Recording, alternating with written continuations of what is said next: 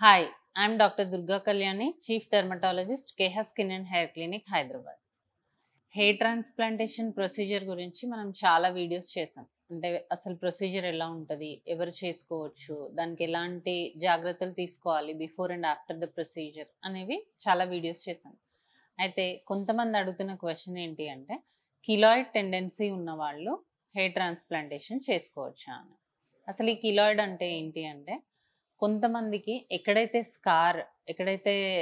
Accident కానీ burn కానీ పెద్ద పింపుల్స్ కానీ సర్జరీస్ కానీ అవుతాయో అక్కడ హీల్ అయ్యేటప్పుడు పెద్ద స్కార్ ఫామ్ అవుతుంది. దాన్నే కిలాయిడ్ అంటారు.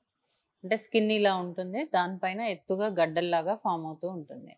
సో మనము ఎప్పుడైనా సర్జరీస్ చేసినప్పుడు ఇట్లాంటి టెండెన్సీ ఉన్న వాళ్ళకి ఇంకా ఎక్కువ ఫామ్ అయ్యే ఛాన్స్ ఉంటుంది.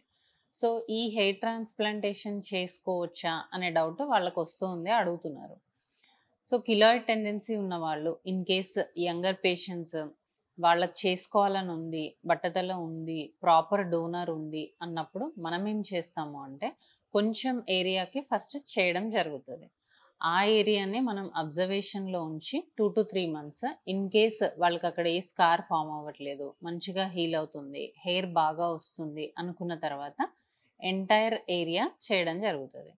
సో కిలాయిడ్ టెండెన్సీ ఉన్న వాళ్ళకి జనరల్గా అయితే చేయకూడదు, కానీ చాలా మైల్డ్ కిలాయిడ్స్ ఉన్న వాళ్ళు లేదు చాలా ఎంతూజియాస్టిక్గా ఉన్న వాళ్ళకి మనం ఇలా కొంచెం పార్ట్ చేసి ఆ తర్వాత 2 to 3 months చూసి దాని తర్వాత మళ్ళీ మనం రిమైనింగ్ ఏరియా సర్జరీ చేయడం జరుగుతుంది.